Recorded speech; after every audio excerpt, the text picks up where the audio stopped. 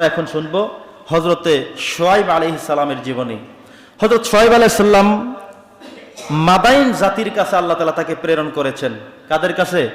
মাদাইন নামে একটা প্রজাতি ছিল, একটা জাতি ছিল। তাদের কাছে আল্লাহ তাআলা কোরআনের দাওয়াত নিয়ে, আল্লাহ তাআলার একাত্মবাদের দাওয়াত নিয়ে শুআয়ব আলাইহিস সালামকে প্রেরণ করেছেন। নবী করিম সাল্লাল্লাহু আলাইহি সাল্লামের মুখ নিঃসৃত হাদিস থেকে এসেছে, এই হযরতে শুআয়ব নবীকে,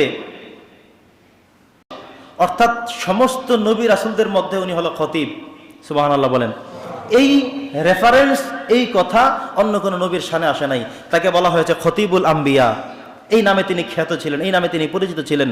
তিনি এমন এক জাতির কাছে এসেছেন, এমন এক মাইটি নেশনের কাছে আল্লাহ তাআলা তাকে প্রেরণ করেছেন, যাদের মধ্যে ছিল ডাকাতির স্বভাব, যাদের মধ্যে ছিল মারামারির স্বভাব, যারা অসৎ চরিত্রের মধ্যে নিপজ্জিত ছিল, বিভিন্ন অপকর্মের মধ্যে নিমজ্জিত ছিল। এমন একটা জাতির কাছে আল্লাহ সুবহানাহু ওয়া তাআলা হযরত শুআয়ব আলাইহিস সালামকে প্রেরণ করেছেন।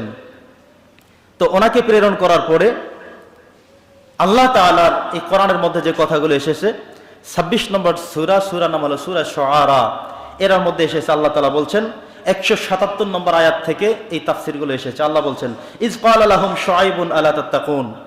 শুআয়ব আলাইহিস সালাম তার জাতির কাছে গিয়ে বললেন, তোমরা একটু এখানে আসো, আমি কিছু কথা বলবো। তিনি তাদেরকে বসালেন, বোঝালেন, নিজের পরিচয় প্রদান করলেন, নিজেকে আল্লাহ তাআলা নবী হিসেবে পাঠিয়েছেন সে কথা তিনি সেখানে তাদের কাছে উপস্থাপন করলেন। তিনি কি দাওয়াত নিয়ে এসেছেন, কি তাদের করণীয়, কি তাদের করতে হবে, এই কথাগুলো তিনি বলার জন্য তাদেরকে ডেকে বসালেন। তিনি শুরু করলেন, বললেন, ইজ ক্বালা লাহুম শুআয়বুন আলা তাত্তাকুন। তিনি তাদেরকে বললেন, তোমরা কি আল্লাহকে ভয় করো না? তোমরা কি পরকালকে বিশ্বাস করো না? পরকাল বলতে একটা জীবন তোমাদের আছে। যেভাবে তোমাদের অন্যান্য ভাইয়েরা মারা গিয়েছে, তোমাদেরকেও মরতে হবে, আমাকেও মরতে হবে, সবাইকে মরতে হবে। আর একটা সময় আবারও আসছে, একটা সময় আসবে এমন পরকাল যেটাকে বলা হয়, সেই পরকালকে তোমরা ভয় করো। কে বলছেন? হযরতে শুআয়ব আলাইহিস সালাম। তিনি তাদেরকে ভয় দেখালেন এবং তিনি নিজের পরিচয় হিসেবে বললেন, ইন্নী লাকুম রাসূলুন আমিন। আমি তোমাদের কাছে একজন নিরাপদ রাসূল হিসেবে, আমি তোমাদের কাছে একজন বিশ্বস্ত রাসূল হিসেবে প্রেরিত হয়েছি আল্লাহর পক্ষ থেকে। ফাত্তাকুল্লাহ ওয়া আতিউন। সুতরাং তোমরা আল্লাহকে ভয় করো এবং আমার আনুগত্য করো। আমি নবী, আমার আনুগত্য করবে, আর ফাত্তাকুল্লাহ, আল্লাহকে ভয় করবে। ওয়া মা আসআলুকুম আলাইহি মিন আজর ইন আজরিয়া ইল্লা আলা রাব্বিল আলামিন। তিনি বললেন, আমি কিন্তু তোমাদের কাছে কখনোই কোনো কিছু চাইবো না, আমি চাই শুধু আল্লাহর কাছে। কার কাছে চাইবো? সবাই একটু বলবেন, কার কাছে? আল্লাহর কাছে। তিনি বললেন, আমি তো তোমাদের কাছে দাওয়াত দিতে এসেছি, তোমাদেরকে যে আমি ওয়াজ করতে এসেছি, তোমাদেরকে যে ভয় দেখাতে আসছি, এই জন্য কোনো টাকা পয়সা দেওয়া লাগবে না, তোমাদের থেকে আমি কিছুই চাইবো না। আমি শুধু একটা জিনিস চাইবো, তোমরা আমার আনুগত্য করো। ওয়া আতিউন, আমার আনুগত্য করো, আর আল্লাহকে ভয় করো। এই কথাই তোমাদেরকে আমি বলছি, এছাড়া আর কোনো কিছুই না।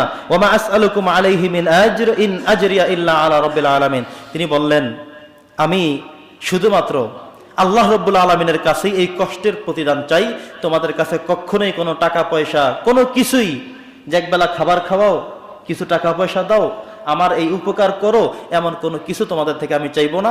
আমি আমার পুরস্কার হিসেবে শুধু আমি আমার আল্লাহকেই চাই। সুবহানাল্লাহ। তিনি বললেন যে তোমাদের একটা খারাপ অভ্যাস আছে। কি অভ্যাস সেটা? আউফুল কাইলা ওয়ালা তাকুনু মিনাল মুখসিরিন। ওদের সবচেয়ে বাজে স্বভাব ছিল, তারা ওজনে কম দিত। কি করত? একটু খেয়াল করবেন সম্মানিত ব্যবসায়ী বন্ধুরা আমার, যেহেতু বাজার মসজিদ অনেক ব্যবসায়ীরা এখানে রয়েছেন, তো তাদের প্রধান যে সমস্যাটা ছিল, মেজর প্রবলেম যেটা ছিল, সেটা হলো তারা ওজনে কম দিত। মনে করেন আমরা যে তালা দিয়ে ওয়েট করি, মাপি, এক পাশে অনেকে শুধু তালা দেখলে দেখবেন যে কারো কারো তালাই মূলত সমস্যা। উনি দেখবে আপনাকে খুব ঝুলিয়ে দিছে, ঢলক দিয়ে দিছে, বেশি দিয়ে দিছে, কিন্তু আরেক দোকানে গিয়ে মাপলে দেখবেন যে না, এখনো 200 গ্রাম কম আছে। না এমন?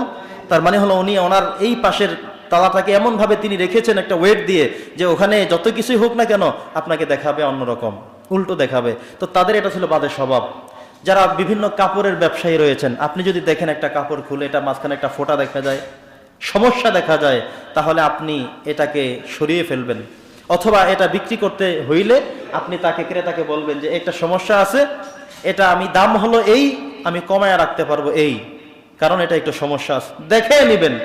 আপনি আম বিক্রি করবেন, দেখে নেবেন যে আমটা পড়ে এখানে একটু নষ্ট হয়ে গেছে, আমি দামটা অর্ধেক ধরে দেব, অর্ধেক দাম ধরে দেবে, এই পাশ আমি বাদ দিয়ে দিলাম, এটা আপনাকে দেই, আপনি না, আমার উপকার হবে, করতে পারেন।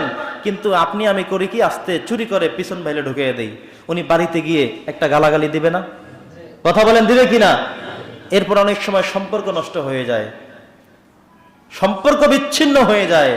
আপনি কাঁচা তরকারি বিক্রি করেন, কোনো ফল বিক্রি করেন, কাপড় চোপড় বিক্রি করেন, যা কিছুই বিক্রি করেন, প্রত্যেকটা বিক্রির মধ্যেই, ব্যবসার মধ্যেই ভালো রাস্তাও থাকে, কিছু দোষ নিয়েও আপনার সেখানে থাকে। আপনি দোষটাকে গোপনে আরেকজনের কাঁধে চড়ায় না দিয়ে বরং আপনি স্পষ্ট করেন, এই কাপড়টা, এই জামাটা, এই আপেলটা, এই আমটা, এই তরকারিটা, এই সমস্যা, আমি সেজন্য আপনাকে অর্ধেক ছাড় দিয়ে দিলাম, বেশি দিয়ে দিলাম, আপনি নিলে আমার একটু উপকার হবে। কি উপকার? আপনি এটা কেটে খেয়ে ফেলবেন, আমি অন্তত বিক্রি করতে পারলাম, নইলে আমার এটা ফেলে দিতে হবে। কিন্তু আমরা করি কি, এটা করতে চাই না।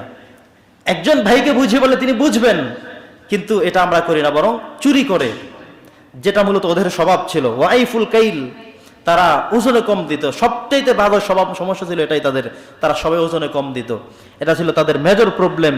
ওয়াজিনু বিল কিসতাস আল মুকতাসিন আল মুস্তাকিম। আল্লাহ সুবহানাহু ওয়া তাআলা বললেন যে ওজন দেবে সঠিক দাড়ি পাল্লায়, তোমরা কিন্তু এখান থেকে বেশি ঝামেলা করো, তোমরা এই বাজে স্বভাবটা তোমাদের সরাতে হবে। এই দাওয়াত দিচ্ছেন হযরতে শুআয়ব আলাইহিস সালাম। তিনি আরো বললেন, ওয়ালা তাবাখাসুন নাসা আশিয়াআহুম ওয়ালা তাআসাউ ফিল আরদি মুফসিদিন। তিনি বললেন যে তোমরা জিনিসপত্র মানুষকে যখন দাও তখন তোমরা কম দাও, এই কাজটা তোমরা করবে না, এবং এই দেশে, এই পৃথিবীতে তোমরা ফাসাদ সৃষ্টি করবে না। কেন নিজের আমি কেন ফাসাদ সৃষ্টি করো, ঝগড়া করো? যখন এরা চুরি করে কম দেয়, এই লোকটা যখন বাড়িতে গিয়ে দেখে, আসার পর আবার ঝগড়া শুরু হয়ে যায়। কথা কি বোঝেন নাই? আপনি যেটা অন্যায় করবেন, চুরি করবেন, গোপনে অনৈতিক কাজ করবেন, অন্যায় করে দিবেন, এটা নিয়ে ঝামেলা আছে না নাই? আছে। তো এখানে শুআয়ব আলাইহিস সালাম দাওয়াত দিতে গিয়ে বললেন যে তোমরা মানুষের মাঝে ফাসাদ সৃষ্টি করবে না, তোমরা এটা থেকে সরে আসো। ওয়াত্তাকুল্লাযী খলাকাকুম ওয়াল জিবিল্লাতা আল আউয়ালিন। তিনি বললেন তোমরা আল্লাহ তাআলাকে ভয় করতে হবে। আমরা ভয় করব কাকে? একজন ব্যবসায়ীর মনের মধ্যে যদি আল্লাহ ভয় থাকে, যে আমি এই লোকটার চক্ষু ফাঁকি দিয়ে আমি দিলাম, ঠিক আছে, কিন্তু আমার আল্লাহ তো দেখছেন। আপনি হয়তো চুরি করে তাকে দিয়ে মনে করলেন খুব বেশি ব্যবসা করে ফেলছেন, আজকে খুব বেশি ব্যবসা করে ফেলেছেন, লাভ করে ফেলেছেন, কিন্তু এই চুরির কারণে, এই অন্যায়ের কারণে, অপরাধের কারণে আল্লাহ তাআলা আপনাকে বরকত শূন্য করে দেবে। আপনি দেখবেন যে বিক্রি করে আজকে 100 টাকায় চুরি করে লাভ করছেন, কিন্তু সন্ধ্যাবেলায় 120 টাকার ঔষধ নিয়ে বাড়ি যাওয়া লাগবে। কথা বোঝেন নাই? একটা রোগ দিয়ে আল্লাহ তাআলা সেটা উসুল করে দিবেন। তো এজন্যে হারাম কখনো আরাম দিতে পারে না, কোরআন সুন্নাহ দ্বারা প্রমাণিত, নবী রাসূলদের জীবনী দ্বারা প্রমাণিত। অতএব আমরা কখনো এমন কাজ কেউ করব না, বলে ইনশাআল্লাহ। জোরে বলে না ইনশাআল্লাহ। আমরা কখনো এমন কাজ করব না, কখনো আমরা চুরির কাছে ধারে আমরা যাব না, বরং আল্লাহ সুবহানাহু ওয়া তাআলা যেভাবে আমাদেরকে চলতে বলেছেন আমাদেরকে যেন সেভাবে চলা যায়। এরপরে হযরত আইয়ুব আলাইহিস সালাম তাদের উদ্দেশ্য করে বলছেন, ওয়াস্তাগফিরু রাব্বাকুম সুম্মা তুবু ইলাইহি ইন্না রাব্বি রাহিমুন ওয়াদুদ। তিনি বললেন যে তোমরা আল্লাহর কাছে একটু ইস্তেগফার করো, ক্ষমা চাও, কারণ তোমরা অনেক বেশি অন্যায় করেছো, জীবনে অনেক মানুষকে ঠকিয়েছো, ওয়েটে কম দিয়েছো, ডাকাতি করেছো, বাজে স্বভাব ছিল তোমাদের। এখন তোমরা কি করবে? ওয়াস্তাগফিরু রাব্বাকুম, আল্লাহর কাছে একটু ক্ষমা চাও, সুম্মা তুবু ইলাইহি, তওবা করে তার দিকে তোমরা ফিরে যাও, তিনি তওবা কবুল করেন। ইন্না রাব্বি রাহিমুন ওয়াদুদ, নিশ্চয় আল্লাহ সুবহানাহু ওয়া তাআলা পরম দয়াবান এবং তিনি আমাদের বন্ধু, তিনি বন্ধু সুলভ আচরণ করেন, ক্ষমা চাইলে তিনি ক্ষমা করে দেন। এই দাওয়াত তিনি তাদের কাছে সুন্দর করে দিলেন। এবার তার কওমের মানুষরা তাকে উদ্দেশ্য করে বলল, ওয়া কওমি আমালু আলা মাকানাতিকুম ইন্নী আমিলুন সাওফা তা'লামুনা মান ইয়াতিহি আযাবুন ইউখজিহি ওয়া মান হুয়া কাযিব। তিনি বলেন, হে আমার কওমের মানুষেরা, একটু লক্ষ্য করো, শোনো, তোমরা নিজ নিজ অবস্থান থেকে নিজেদের যে কর্মকাণ্ডগুলো তোমরা যদি আমাকে নাই মানো, তোমরা করতে থাকো। আমি যে তোমাদেরকে আল্লাহর ভয় দেখালাম, আযাবের কথা বললাম, গজবের কথা বললাম, আগে আগে অনেক নবী রাসূলদের সময় যারা মানেনি, আযাব আসছে, সেই কথাগুলো বললাম, তোমরা আমার কোনো কথাই যেহেতু শোনোনি, আমার কওমের, আমার জাতিরা তোমাদেরকে বললাম তোমরা তোমাদের কাজ করো, করতে থাকো, সমস্যা নাই, কিন্তু খুব শীঘ্রই দেখবে আযাব চলে আসবে। কি চলে আসবে? আযাব চলে আসবে। তখন দেখা যাবে ওয়ামান হুয়া কাযিব, তখন দেখা যাবে যে কার কথা মিথ্যা। তারা তাকে বলা শুরু করলো যে হে শুআয়ব, শোনো, আমরাও যেই মানুষ, তুমিও সেই মানুষ, তুমি আবার এখানে বড়াই করো কোত্থেকে? তুমি কি আসমান থেকে আসছো নাকি? তুমি গ্রামের মানুষ, আমরাও গ্রামের মানুষ।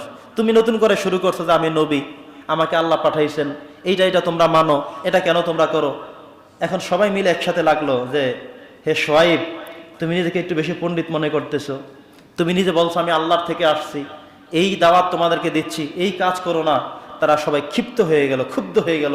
তাকে বলল, আলটিমেটাম দিয়ে দিল, তুমি কথা বন্ধ করো, নাহলে তোমাকে আমরা পিটিয়ে মেরে রজম নিক্ষেপ করে তোমাকে আমরা শেষ করে দেব। শোয়েব আলাইহিস সালাম বললেন, শোনো, এমন আচরণ যদি করো তাহলে আল্লাহ তোমাদেরকে আযাব আর গজব দিয়ে ধ্বংস করে দেবে। আযাব দিতে পারেন কে?